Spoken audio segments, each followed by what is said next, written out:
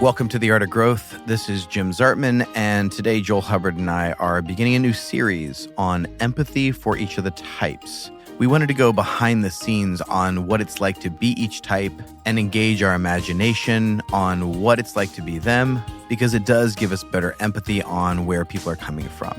Before we jump into this episode, the hub of our work is theartofgrowth.org. That is where you can go to take our free assessments, whether Enneagram or Instincts. There's also some new assessments coming for businesses on our corporate page. And theartofgrowth.org is where you can book individual coaching sessions or bring us into your organization to train you on what we specialize in, which is personality with the Enneagram, trust, which is a building block of communication. And these are often what we work with companies around. So let's go ahead and jump into the conversation with Joel and I as we set up this series on empathy for the types. I'd say probably over the last maybe 5 years to 10 years, I've been thinking a lot about how there hasn't been much in the way of empathy in social circles that I've participated in. I've been surprised by it actually at times where people, including myself, by the way, it's like I'm including myself in that discussion of I have been surprised at my own lack of empathy at times around how people interact with people. Generally, we're pretty okay, if we're having a conversation or interaction with each other. But it's outside of that, there'll be some reflection on someone. And it'll be like, this person, and, we'll do that even with spouses or partners or children or parents. And it's fine, because sometimes you have to process out loud. But I also find that there's not a movement towards that. Okay, so finally I've vented, I've gotten it out of me, but I also recognize that there are some things about them that make them who they are. And I get that, and I'm touched by that. It doesn't move to that. It tends to be that increasingly we're moving, I think, more into trying to have our vision of the world, our understanding of the world, be the understanding that either prevails or that we find ourselves struggling with trying to understand how other people see the world. And I think you have to get past all that and get to what does it feel like to be them? You'll never understand people. I've had people say to me, well, why does my type 7 husband always feel like he's got to have more, or like he's deprived, he's got to get, why? And I laugh now because I do this with a lot of grace. I laugh, but I'm like, you'll never understand that. Right. It's not a rational issue, right? It doesn't fit in that world of understanding. You have to feel it. You have to feel what it's like. You have felt that at times. I believe we have felt all 9 types core need, because we are all 9 types, even though predominantly we lead with one. One's the larger piece of the pie, as we've said before. And, philosophers have talked about this existential hole or this existential angst, and there's different words we put to it. But there's this idea that you're kind of born into the world with it. It's not something that is given to you by your parents. I know that that's still controversial, and there's some people who don't believe that, and that's fine. I just ask you to try it on and see if it, just think about it. Stay open to it. Hang out with some kids. Exactly. Oh my gosh. You see it, because they're born differently. I've said this before, siblings, if you're born within, let's say, a year from each other, and you all come out different types, it's like the question is why? Why is it that you did? And why is it that you have these holes or this angst or this pain that's deep down inside that you seem to just carry with you? I have a twist on that. I think it's actually a gift to us because it's supposed to move us towards making the world a better place, motivated by a lack we see in the world, not a lack we see in ourselves. And that, we can all, through all 9 types, really meet some of those needs.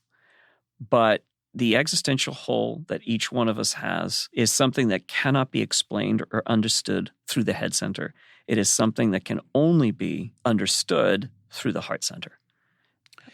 Yeah, and I wonder how we even get into the heart center on that, because I remember a couple years ago we were doing a training for an organization, and we had people actually standing on a physical number and then shifting to a different number, and then you were going through this meditation of imagining what it's like to be that type Mhm.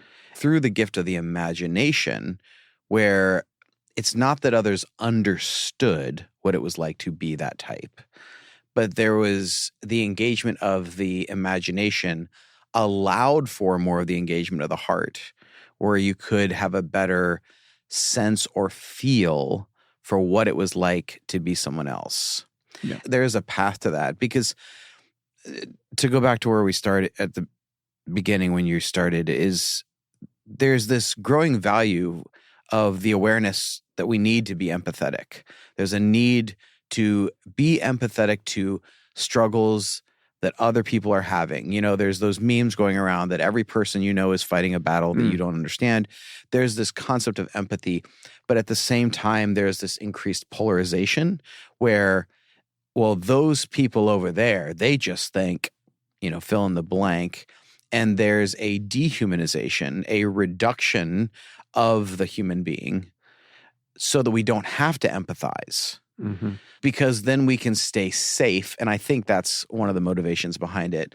We feel safe if we can call the perspective or experience of someone else crazy or less than or immature or whatever title we want to put on it, but we'll name the experience of someone else as less than in order to distance ourselves from empathy.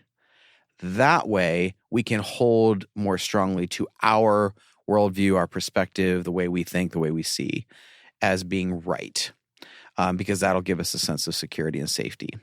And there is a problem with empathy.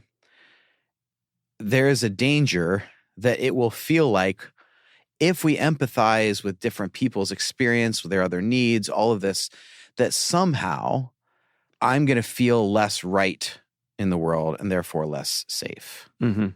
So I think there's this dichotomy, almost a subconscious cultural war between empathy and security, if that perspective were to take over. Is that making sense at all? Well, yeah, that's absolutely. I think that is a big part of what has kept, me and I suspect many others from moving towards empathy, is the fear of maybe I'm wrong and maybe I will have to change, right? And if your ego is there to serve you, to protect you from, psychological pain as well as physical pain, Yeah. but it's there trying to tell you that, okay, you've got to. This is the way you have to behave based upon your type. Your type has its own way of functioning in the world to stay safe. Yeah. So, And I think I'm thinking about this a bit more because, like, today's 9/11. I'm seeing people post about it. Yeah. And I'm remembering the journey that the country went on after that, which really made me aware of this desire for a common enemy in order to bond. And you certainly can't empathize with your enemy, right? Or love your enemy. Like, that whole concept was a very challenging one at those times, even for people who wanted to be advocates of it. And so at this time, this need to scapegoat and this need to rally around a common enemy, like, impedes the capacity for empathy, to understanding what someone else is experiencing. And so my question when I meet someone is, are they on the right team? So yeah, that's just kind of like extrapolating from what I'm hearing you. Yeah, absolutely. Remind me of. And I think so. That's naming one of the problems. The other problem is that we think that by showing empathy, it means that that other person, if they're doing something that we think is wrong, or they're thinking something wrong, they won't be motivated to change. And too much empathy and people don't change. Or we think that if we showing empathy is equivalent to agreement. Yeah, that because you understand, you must agree. Yeah. Okay. And I do think that that in order for people to really move towards empathy as a collective, there has to be some willingness to be honest about what's going on. If you're not exposing or someone you know is not exposing what's really going on internally for them. Yeah. It's very difficult for the other side to understand, even at a heart level. Like, I don't understand what's going on because all I'm hearing is your ideology.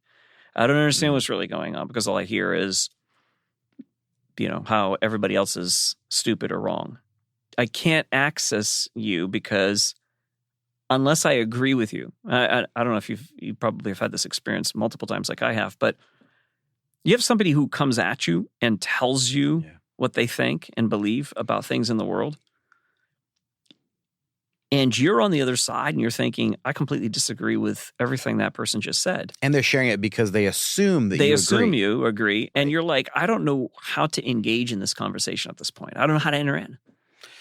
Do I enter in by saying I disagree with everything you just said? Do I enter in by going, let me just go along with you? It's like, well, I don't know how to engage that. So sometimes I've taken a step back and said, so why are we having this conversation right now? Or why are you sharing this with me? And it's funny how people it's like a splash of cold water that wakes them up to what's happening in the moment. Like, what am I doing here? Like, I'm trying to convince you. I'm trying to persuade you. What am I doing by telling you all of this stuff? Now, when I know the person, obviously, there's a little bit more awareness around who the person is, what's motivating this, and so I can work around that. But that does not allow the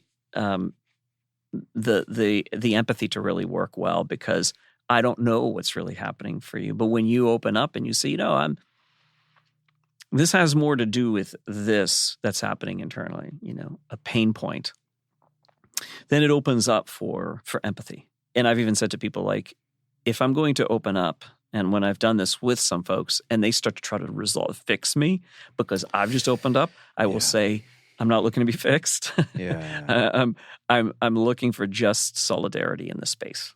Like, can you hang with me for a moment? And I do those with very, very close people, obviously, not people at a distance. But if you can move increasingly towards helping people to understand how to do empathy with you, obviously you're opening up. Now you're welcoming them into that space. If someone is doing that on the other side, what you want to do is move in with empathy. And I think that is the way in is you have to be able to be open yourself, be truthful yourself.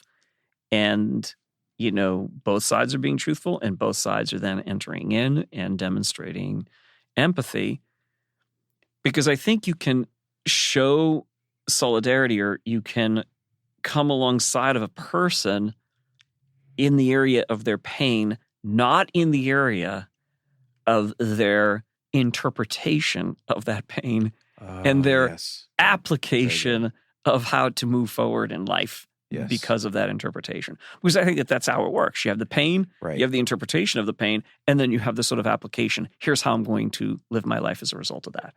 And those last two, man, we can have disagreement around that, and we should. Right? Because that's where a lot of it, like, well, fine, that's the pain, but if that's the result or that's the way you work it out, do you understand the consequences of that? And for all of us, we have to do that with each other in order to continue to grow in figuring out better ways of responding rather than reacting to the pain that we've all experienced. And I think the way you're describing that, there's this important component is when someone comes and they're sharing with the assumption that you're going to agree with them or buy in, it is lacking the vulnerability piece, which is the very thing that will make you empathetic towards their experience and their perspective, even if it's something you totally agree with. If it's got a dogmatism feel to it in the way it's being communicated, it's very hard to then also access our own internal empathy for that person and their life. But if they were even to share something that you totally disagree with in a vulnerable way that says, this is kind of how I feel and this is why and this is what I'm experiencing, and I don't know, like, do you have thoughts on that? Like, could we talk about that? If there is an openness in the way that they shared, if it's not looking for an enemy, if it's not looking for a scapegoat, then it actually creates more of a context where we can hear each other. I remember hearing Brené Brown talk about this question about, do you believe that everyone is doing the best they can? Mm. And I remember her sharing her internal reaction to that question was hell no. Mm-hmm. And I was like, I'm so glad she said that, because that's 100% my reaction. My reaction is no, people aren't doing anywhere close to what they could be doing their best. And neither am I, and I'm judging myself for it. So how dare you question my self-judgment in this regard either? Sure. Right? So that comes up as well. And then I love her husband's statement. He said, I don't know if people are doing the best they can, but I know that I'm better when I act like they are, to treat people as they are. So I think it really helps to start from that place, knowing I'm not going to understand them, like you were saying. Yeah. If we actually want to be heard or have empathy towards us, that we need to come from that place of vulnerability, that we need to be aware of our own mechanisms that want to have an enemy, have a common enemy, that need a scapegoat, that need something to be against in order to be propped up in what we are for. That all of those are a component. Yeah, for sure. You have to be able to be truthful about yourself. You have to have awareness before you can be even truthful. And then you have to be truthful about what's happening underneath. Yeah. And most people are living from the external. It's like, these are my ideologies. These are my beliefs. This is my worldview. This is how I see things. And we're functioning from that level. And so being aware that those are perspectives. I typed a really young person this past week, and it was just amazing because it was the first time he realized that his perspective was a perspective. And it was like, oh my goodness. So this is not how other people see it. So it's like that. So you're saying that mechanism has to turn on in the first place. Yeah. Yeah. And I mean, you know, that's the movement towards finally getting to the place of where there's shared empathy, because I don't think you can ask people to be empathetic all the time with everybody all around them. You'd have to actually create imaginations constantly. Like, I've got to imagine you at your in a different way, or I've got to imagine what you might be struggling with, or I've got to imagine, but it's not really embodied in any sort of like social interaction. Yeah. So the invitation is always to doing this with other people, doing this with a group, doing this in relationships with people you can trust. But it begins there. It begins with, do I know who I am? Do I understand what my own thinking and my own feeling and my own doing? Yeah. You know, do I understand how it's all connected to my type? And when I have the awareness, then I can be truthful. And when I'm truthful, then I can be met with empathy. It's a risk, because you might be wounded in the process. You will be wounded in the process, because some people won't know how to handle it. But it gives you for the first time in your life, it gives you the opportunity to really receive grace, really receive empathy from other people. Yeah. So let's maybe dive in and look at the types and do this in a way that gets underneath, so that we can feel that and see what's behind each of the types. See if we can even move into our hearts, even as you're listening to us talk and go through the types. It will be interesting to you from a head perspective, but see if you can join with us in the heart center. Like, really feel the empathy, the being touched and being moved by someone else's pain, someone else's fear, someone else's whatever we want to call that. Yeah, someone else's experience of reality, what they experience on a day process. So that's what we're going to do through this series of podcasts, is we're going to take you a little behind the scenes of what we have seen over and over again with each of these types. And so a lot of times we really want to emphasize in the panels that types speak for themselves. That's been a huge value of ours. We feel like that's core to the Enneagram, core to our practice. And so we don't do coaching live in those sessions. We don't often share like the intimacy of what's going on behind the scenes for them, because we don't want them to be exposed. We want them to speak for themselves at the level of vulnerability they are comfortable with when they come in, and they're going to be on a podcast. And even when we tell panelists like, hey, people aren't really listening to you, they're listening for themselves or for other people they know through your voice as a way to understand the type or get to know what's going on with them. But through this little series, we're going to go through an episode on each type and just give you a bit of an experience, what that type experiences, what it's like to be them, what they have shared with us, and a little bit of the coaching that goes around with that type because of what they experience behind the scenes. So this is our introduction to this little series, and we want to name the problem. But I think through getting to see the types in this way, we're able to move through that problem a bit more and be more empathetic of every single person, because they're all one of these. They're all having one of these experiences. And some of them, like Joel said, we have all 9 types within us, so we've experienced some of this stuff before.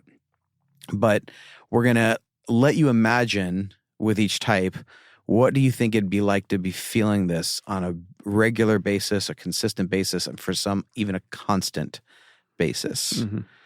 And so looking behind the scenes of that through this series, I would think will be really helpful for folks to know, and having a bit of coaching for them along the way. So thanks for joining us, and make sure you are subscribed as we go through this empathy series. I think this is going to be really important for people to get a behind-the-scenes look at each type and what it's like to be them as far as the struggle of their daily lives. And for all of us, I think it also helps us have a little more empathy for ourselves. When we get to the point where we are no longer stuck in the questions of asking what's wrong with other people or what's wrong with us, we can really start to live into our light and our unique gifting, because we deeply believe that who you most naturally are is what the world needs from you. If you have any questions, you can email us at theartofgrowth.org or set up coaching. And if you'd like, you can follow us on Instagram at just Art of Growth. But for now, my friends, may you lean into a season of empathy where you look at your own story with grace, you look at your own experiences with a compassionate eye, and allow that to be the starting point to have more empathy for others, their own story, their experience, and not in a way that excuses anything, but in a way that integrates the whole of our experience, because that is the way to move forward. Grace and growth, my friends.